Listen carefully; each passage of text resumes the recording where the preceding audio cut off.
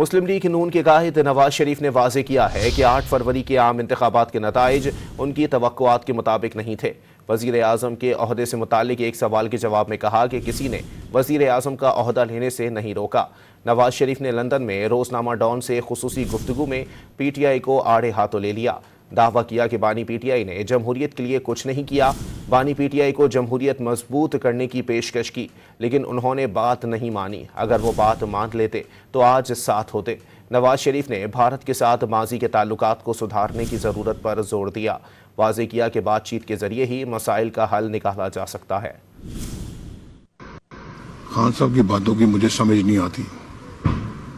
انہوں نے کیا کچھ نہیں کیا باجوہ کے ساتھ مل کر ہمارے خلاف کیا کچھ نہیں کیا۔